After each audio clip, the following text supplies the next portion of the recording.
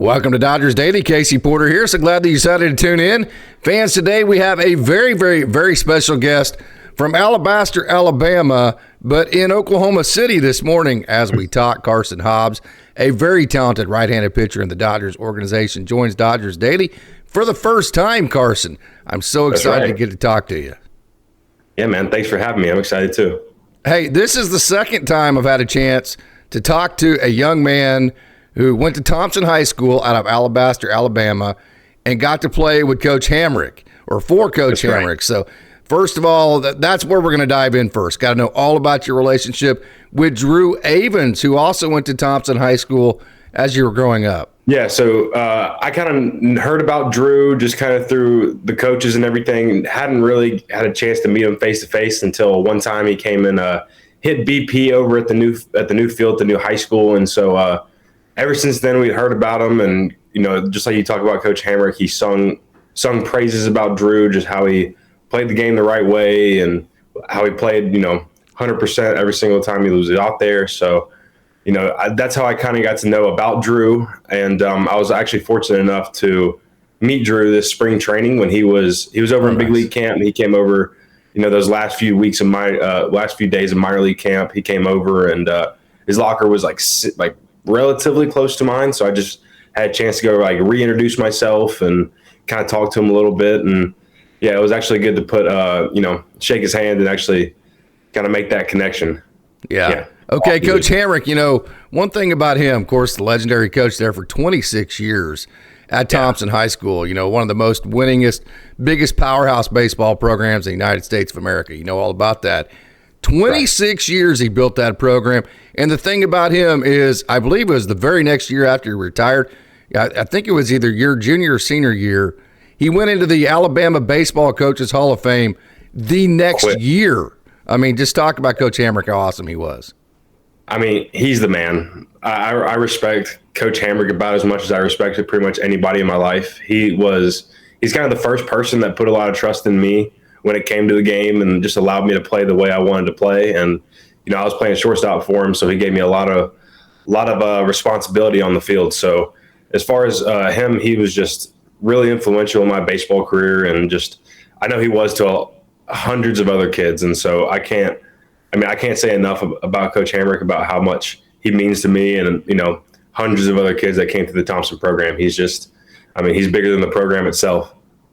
So what was it like getting to play in his last year? Did you know it was going to be his last year? Or did he announce that, or did that come as a surprise? It was kind of a surprise, but there had always been a feeling that it was getting close once he hit year 24, 25, and obviously his 26th year, we knew it was getting close, but, he never treated it like that. He was 100% every single day. Went out there, took care of us. Whatever we needed he was all in from the beginning till the end. And so when it came to his last year, we was the senior group that he had. We were really close with him. And so his last year was it was unfortunate because it was the year after COVID, so I didn't get to finish my year with him, but those guys that did, I'm really happy for them that they got to see Coach Hamrick in his last year. So you got to do that. Then you also got to bring in, I believe, the entirely new high school and facility there at Thompson as well. Seems like your first game there was like a three-way between the 6A state champions from the year before, and you had a great day of baseball there. So that had to be a cool experience too. Man, it was great. I love the field there. We got to play against the really good teams. Like Hazel Green was in there, and actually the coach that was at Hazel Green is the head coach now at Thompson. And that's Coach the guy. Perez? Frankie Perez. He was an assistant when I was coming up through, and me and him had always stayed in touch, stayed in good graces with each other throughout my high school career. And so since he's been at Thompson now, I've actually had a lot of opportunity to go up there and kind of help out with the team and just kind of learn and grow from him. And so it's been a really cool experience. And in that three-way set of games we played, I remember him coaching Hazel Green and him having a star right fielder that hit 4-hole, who's now a starting outfielder for the Rockies, Jordan Beck. And really? He was right there with the meat of that lineup. And so it was really cool getting to watch, see how he was in high school, kind of, and how his career has evolved to where he's a starter in the big leagues now. So a lot of opportunity there for those guys that played in that three-way kind of round robin. But it's just awesome getting to see that. Yeah. So did you pitch much in high school? I'm sure you did. I didn't start pitching until my senior year, which was that COVID year. And so I only had about 5 starts under my belt before I was a pitcher in college. And so I didn't pitch a whole lot. I threw like a couple games here and there just when we were down on arms. But I really kind of focused on becoming a pitcher after that summer going into senior year. And that's kind of when that change happened. Well, so going into Sanford, were you going to be a two-way player? Were you going to be a pitcher only? I mean, how'd that decision come down? So the head coach at the time, Casey Dunn, when he recruited me, he said, man, you can come in the fall and you can try to hit, but we want you to pitch. And so I just kind of made that executive decision on my own to put all my eggs in that pitching basket and just kind of, go 2 feet in all the way, pursue it with everything I had. And luckily it's worked out pretty well so far. You ever sit in the dugout and watch other teams' pitchers and see your hitters of your teams trying to hit it and go, thank God I'm not a hitter anymore? You ever do that? Every day. Every day when I see a guy up there, like especially in pro ball, if I see a guy up there throwing 96, 98 with good slider, good changeup, maybe a good curveball, I thank my stars that I'm not like having to get up there and face that with a wood bat. I mean, goodness gracious. Yeah, so you had 3 good years at Sanford. You had, I think, probably about 10, 15 innings your first year there. Is that right? Somewhere in there?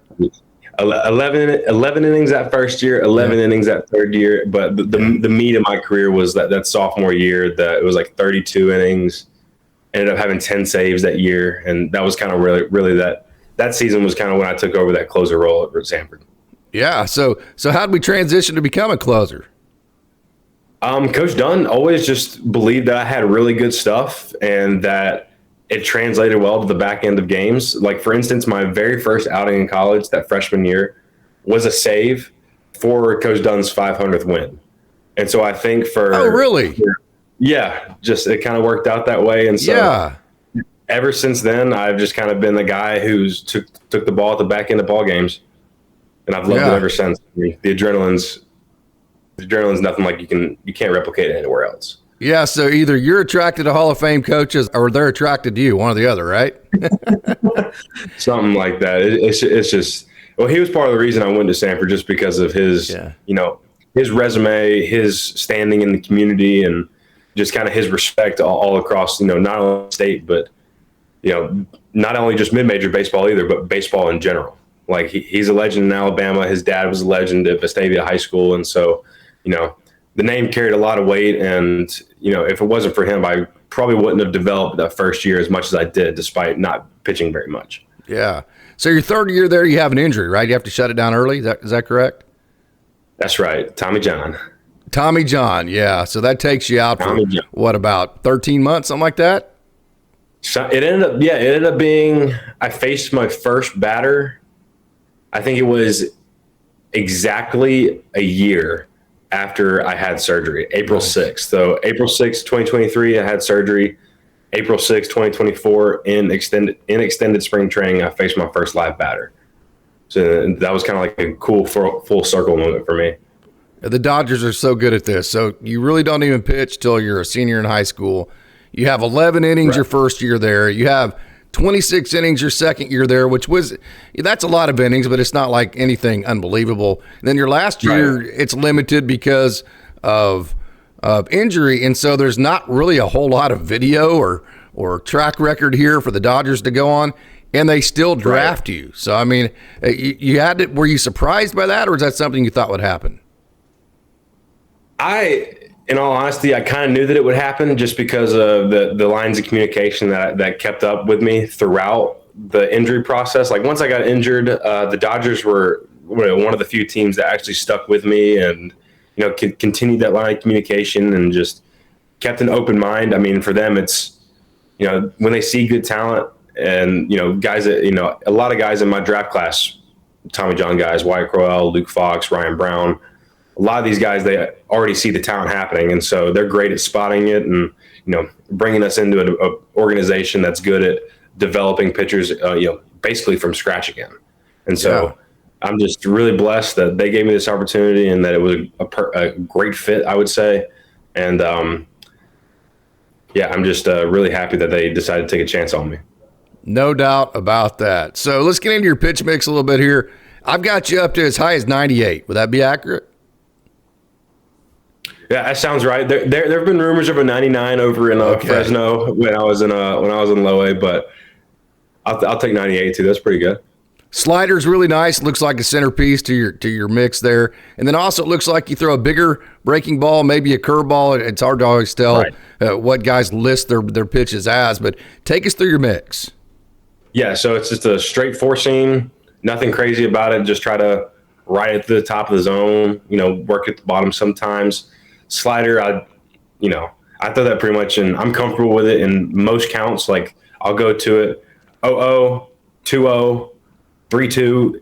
It's a really comfortable pitch for me, and like you said, the centerpiece of kind of my arsenal. Everything kind of works off that mid speed for me, and then I've got the curveball. That it is a curveball. It's I like going.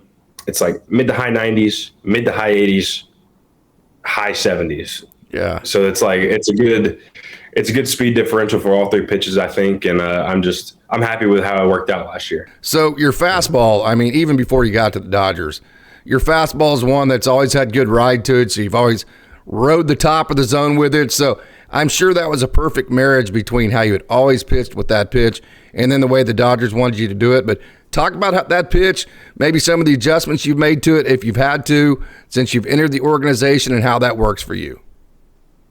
Right. So the fastball, in college, there was no like external cue, no internal cue. It was, I'm going to try to throw this ball as hard as possible every single time I throw it. And it just kind of worked out to where it had a lot of ride, some arm side run a little bit sometimes. But when I got to the Dodgers and kind of started that throwing process again, I had to almost find it again because it had been so long. But as far as the development from college to pro ball, the cue had always been just throw it from the top of the baseball as high as we can go. We're going to try to pull down on that sucker and get it to ride as much as possible. And so it hasn't been much of a change, but a little bit more of an external cue just to keep it simple and to keep it more consistent. So you had the concept of the ride factor in college. Yes, for sure. Oh, and wow. Luckily enough, the guy who really, really helped me my junior year also played in the Dodgers organization, a guy named Parker Curry. Yep.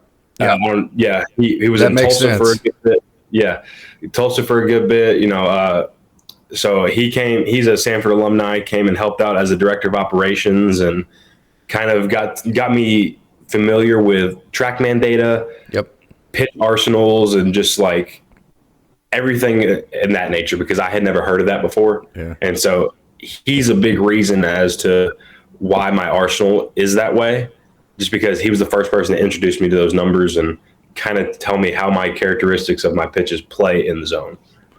Speaking of TrackMan and all the stuff that you can do to track data, do you know what your spin rate and your extension numbers are? I don't know about my extension. My spin rate is around 24 to 2,600. Oh, are you kidding? Wow. I hope not. I think that's right. But yeah, wow. I think I've seen it as high as like 2,700 on the fastball. No wonder it rides the top of the zone so well. Wow. Right. Yeah. Holy smokes, Carson. Yeah, but most of the time I'd say it probably sits in that 24 to 2,500 range. Wow. Very impressive. Yeah. Very impressive. So that slider, do you tunnel that slider off the fastball, or have you gotten that far down the rabbit hole with any of that kind of stuff, or are they two separate pitches? Yeah, I mean, they're honestly very, very similar because the fastball grip is here, and then all I do for the changeup, or all I do for the slider, is tilt it. I just grab the hook. It's just like I just try to throw a big cutter, pretty much. So do you tilt the grip, or you actually physically tilt your hand? I tilt the grip. So that if the laces are like this, the fastball's here, slider's there. And just throw it exactly the same. Throw it exactly the same, a little bit more pressure on the middle finger. Huh. Very cool. Yeah. So do you like start it in the same spots and let the fastball ride and let the sinker move off that same location? Is that how you use it? Yeah, I fastball sets it, and then slider right off of it. Try to go in that exact same window. Wow. Yeah, that's impressive, man. That's very And impressive. then if I start counts off with a slider, I'll just boom for a strike, and then fastball off that same line, just above the hands. Gosh, the simplicity of that, the excellence, and then the simplicity to it just seems like you could just do that over and over and over. Second nature, right? Well, I mean, I had to. When it came to once I made that jump from low A to high A, hitters got more disciplined, and so the slider usage had to go up a little bit to where it was not 50-50, but closer to 50-50. And like for me personally, I felt like the go-to pitch was the slider in high A, whereas the go-to pitch in low A was the fastball. And so having to kind of flip my priorities and kind of be forced to use it more made me more comfortable with it by like the end of the season. So that early August to the 1st of September was, kind of where the centerpiece aspect of my slider kind of came to fruition. And so your curveball, how do you use that? Is that one of those deals where you try to flip in just for a strike every now and then, or is it a swing and miss pitch for you? For me, it's swing and miss. It's like I show spin early with the slider, get that in the back of their minds early in the count, and then just make the slider bigger, take some speed off of it, and get a swing and miss. That's kind of how I've approached it. And if I get a guy who's like really disciplined when it comes to 2 strikes, so like maybe that next time I see him, maybe then we'll start flipping it for a strike to start it off. But for the most part, it's swing and miss late in the count. So you ride the fastball at the top of the zone, then you play your slider off of that. And then once you're throwing strikes with your slider off your fastball, then you play your curveball off of your slider locations and just make it bigger, man. I'm all in. This is awesome. Right. It's just show spin, and differentiate the spin. Yeah, man. Okay, so you mentioned the Tommy John, and you didn't get ramped up till, what was it, early May this past season? Yeah, spent that first, when rookie ball started in May, it was pretty much that whole month until the end of May, and then spent pretty much the entirety of June in Rancho. But yeah, just came out of a couple extended games that were very monitored, and then once rookie ball hit, I was on a 2-inning limit, and so won the 2-inning limit, and then 5 games there, and that was it. So what was it like getting your first affiliated call? I know the complex is professional ball, but still, when you get that call to Rancho, it's like, I'm really here. I'm going to an affiliate, and this really begins my pro career. What was that like? Man, it was awesome. I was sitting in the by the plyo wall, getting ready to go out for practice or just do our daily throwing before we have a game that night. And Andres Urbina comes up to me, and he goes, "Hey, you're going to Rancho," just like straight up, no fluff about it. And like that was a day after I had a really good outing against the A's. Ended up starting that game just because I was rehabbing, 2 innings, 5 Ks, really good stuff. And Urbina comes up to me while we're by the plyo wall and just goes, "Hey man, you're going to Rancho." And simple as that. I went through the rest of the day, did my throwing, cleaned my locker out, and then hit the road just 5 hours west. Yeah, man. So then you got called up to Great Lakes. Oh, about what, a month and a half later? Yeah, about a month. Yeah, I was there late June, early July, because I know I was there for the 4th of July weekend. Yeah. So that was for sure. Yeah, I spent a month in Rancho and then the rest of the season in Great Lakes. Yeah, so your first 3 outings there at Great Lakes were very minor leaguish, meaning like, hey, that transition from one level to the next can jump up and bite you. I say that because we're going to get into the just incredible finish that you had to your season this year. So that transition from single A ball to high A ball is a tough one, isn't it? It's tough. Yeah. I mean, going from a hitter-friendly Cal League where, I, did well, had a lot of success. You could come to the Midwest League and a lot of guys say, "Oh, it's not as hitter-friendly. This is pitcher-friendly. The balls don't fly as much." And then first pitch in high A is a home run to right field. Oh, that happened to you? Oh, first pitch. Oh my First gosh, pitch. Carson, that's all. I mean, it's not awesome, but it kind of is a cool story. No, it's baptism by fire. Yeah, So, absolutely. yeah, but that transition was tough, and getting to see those first 3 outings, it was rough. I didn't really enjoy myself. I didn't enjoy being in Midland. Like, there was nothing because of the lack of success in those first 3 outings. It kind of brought everything down. And then I had a really good conversation with pitching coach Dave Anderson. He was big in getting that monkey off my back and just kind of letting me work again. So we went over a bunch of number stuff and simplified my game plan, and that's where everything kind of started to line back up and success started to happen again after that. It's amazing how even keel we are in the game of baseball and how we're trained to be even keel, because you have to be, because I mean, this is so long, so many ups and downs, but it's still in the times where it's good. It's amazing how like dinner tastes better after a good game and it doesn't taste near as good after a bad game, right? No, food tastes better, music sounds better, everything outside's brighter, and then it's just the opposite when things don't go well. Yeah, absolutely. So you were just absolutely smoking hot in July. I mean, obviously there were either you just kind of got used to the environments around you, or you had some adjustments, like you talked about that conversation with DA. And really, other than one outing in August, of which I think you gave up like 3 runs in one inning, other than that one outlier, I mean, your ERA was close to 2 for the last 2 months of your regular season. Right. So you really finished smoking, didn't you? I appreciate it. Yeah.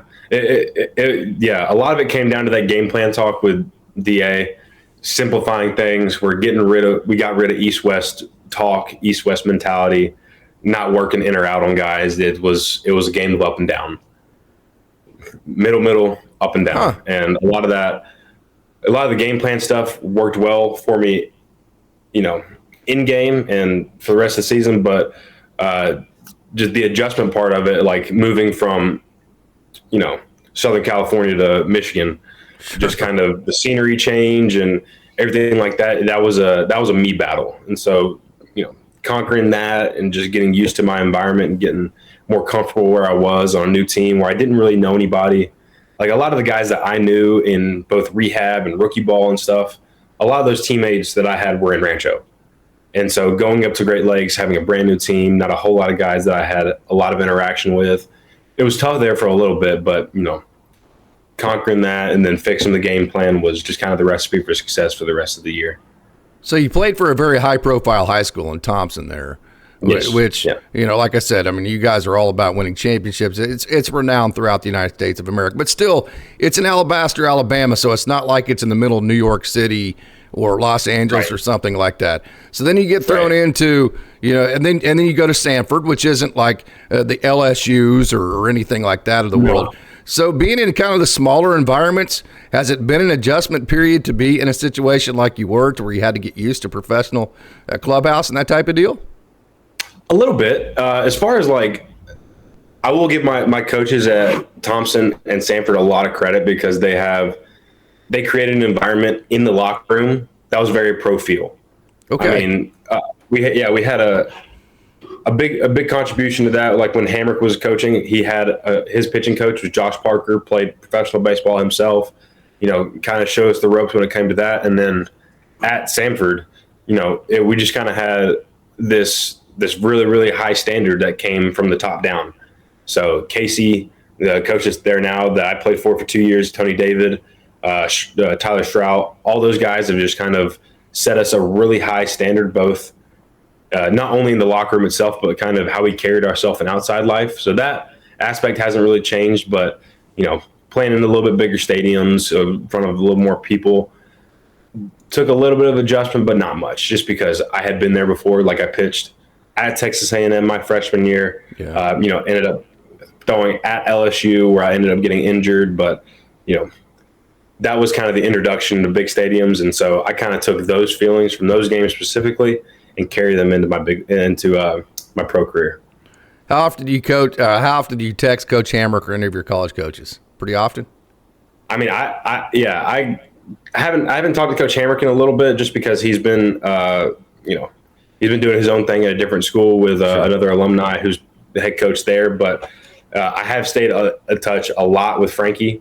over at Thompson. I've been up there probably every other day trying to help out with those pitchers. And like a guy who's like my older brother is one of the pitching coaches now. So I go up there and almost shadow him and just kind of give my 2 cents whenever they ask me for it. And so when it comes to my college coaches, I go up there at least once a week, and I try to throw up there sometimes. And whenever I'm there, I see Coach David and Coach Stroud, always talk with them, and just kind of keep those familiar faces around. So that brings us to your off season. Tell us, I know right now you're in Oklahoma City visiting your girlfriend, actually in Norman, but tell us about, for the most part, where you're located for your off season, your routine, your adjustments you're trying to make, and your goals and all that. Right. So living in Alabaster at my parents' house, saving money on rent, nice. Doing a smart thing. Nice. And luckily enough, there's a state-of-the-art training facility 15 minutes away from my house called Tinsley Performance. Nice. They got some big league guys in there, a couple like Richard Fitz, Kendall Graveman, a couple big league guys that have time. And so it's a really great environment that I work out in, training there 5 days a week. And that's been really great for this off season. And as far as like what I'm trying to work on, it's more of the same. It's throw the ball hard, throw the slider for strikes, throw the curveball for swings and misses. And it's just improve on what last year was and shrink the misses around the zone. Yeah. Because I think the things that really separate minor leaguers from big leaguers is just how in or around the zone they are and how little like errant misses they have. Yeah. And so that's kind of been my focus, is just shrink the zone, be in the zone more, and just keep throwing good stuff like I did last year. So you mentioned the adjustment was with DA, the conversation you had, hey, no more east and west. It's all going to be north and south now. So you got the top of the zone taken care of with your fastball. But as far as the strikes to the bottom of the zone, what was the game plan there? Fastballs. Nice. Let them roll, let them spin, let them start to the hitter's eye, let it start below the zone and stay at the bottom for a strike. And then if we want to go slider off of that into the dirt or curveball off of that into the dirt, that low tunnel works as well. Yeah. So as long as we're setting that good precedent with the fastball, both at the top and the bottom of the zone, nice. The slider can come from the top or it can come from the bottom. And the same thing with the curveball. It can start at the bottom, go down in the dirt, or it can start at the top and drop in for a strike. Yeah, absolutely. And changing the batter's eye levels too, which is really important to do as well. And so do you find that your fastball, does it have any more carry at the top or bottom, or is it pretty similar there? I'd say to the eye, it plays better at the top, but it's also more surprising to hitters when I throw it at the bottom. So it just kind of depends on that hitter, what he's looking for, what his tendencies are, and kind of flipping it on its head and being like, okay, this guy is good at fastballs at the top of the zone. Let's work bottom and try to get him to chase. Or if this guy loves the bottom of the zone, let's see if we can get him to chase above the zone and just kind of respect the heater at the top. So, hey, what things do you feel like you're doing right now well enough if you got the call to be a consistent major leaguer? I think just the consistency in the arsenal. The fastball is there. I have confidence in how my slider plays, and I have confidence that the curveball is just as good. So I think if I got the call right now and they said, hey, you're in the big leagues, I'm not going to change what I do necessarily. I'm going to keep doing exactly what I've been doing. Yeah. All right. What things do you think you need to work on the most? Probably the same thing, right? Yeah. Just shrink in the zone, be more in the zone, throw harder. I mean, there's always room to throw harder. So if I could throw everything a little bit harder, that'd be nice. So I guess that's part of what I'm also working on, because like you said, I've been up to 98, 99. Everybody wants to hit 100. Sure. And so that's the goal. Hey, you ready to answer some fun questions here? Let's do it, man.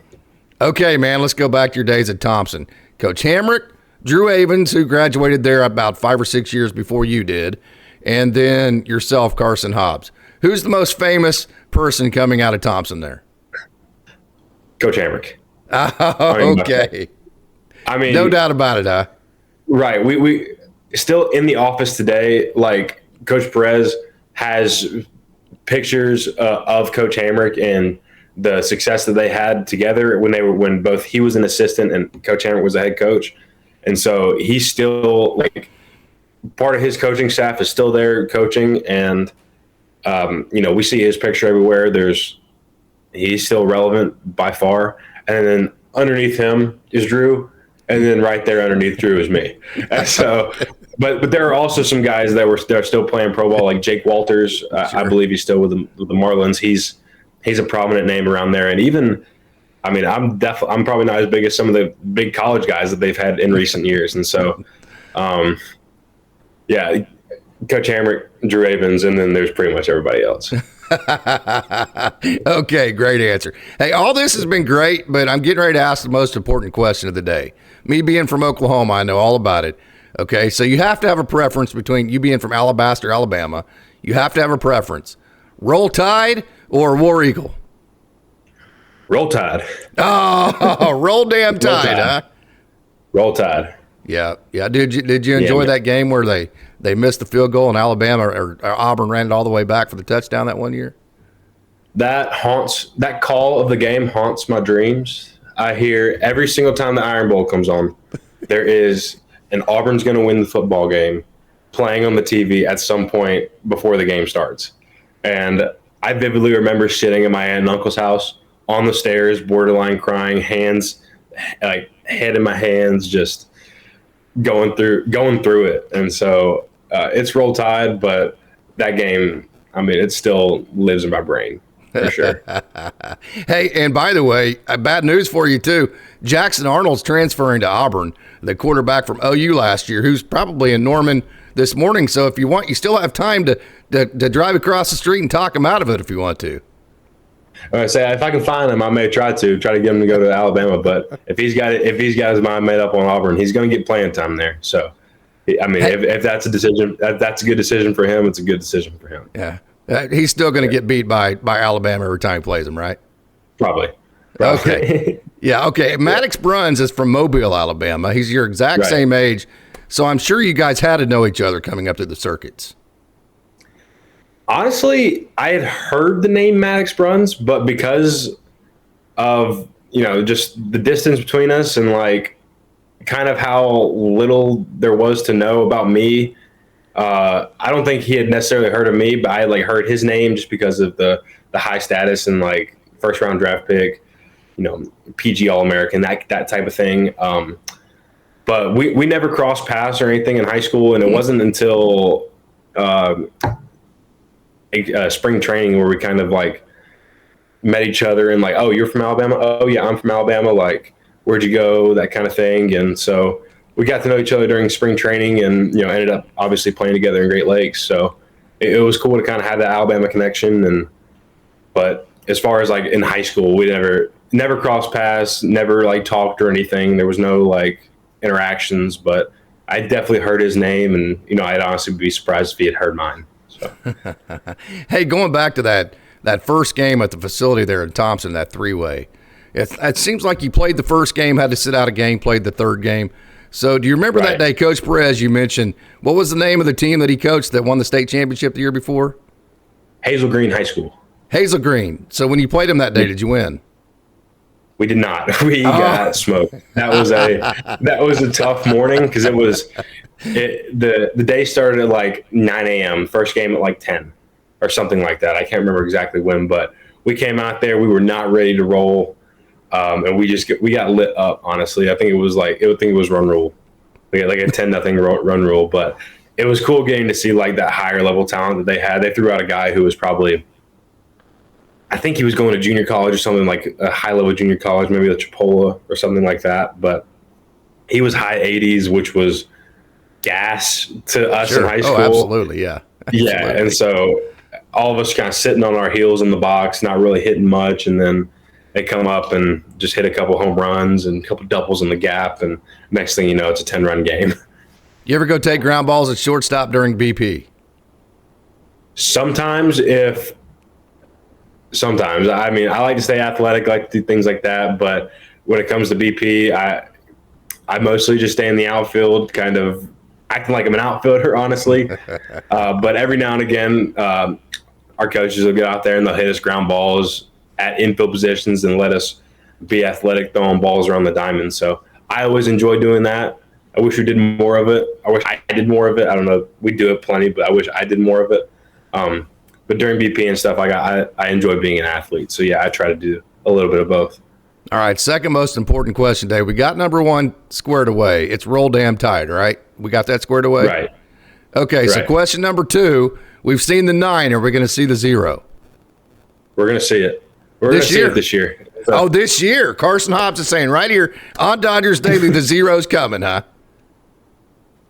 I'm going to do everything in my power to. If, the good Lord willing, I hit 100, then that's the plan. So we're going to go for it, yeah.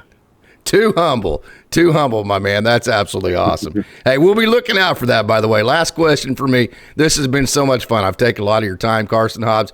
This has been a great pleasure for me, so thank you so much for joining.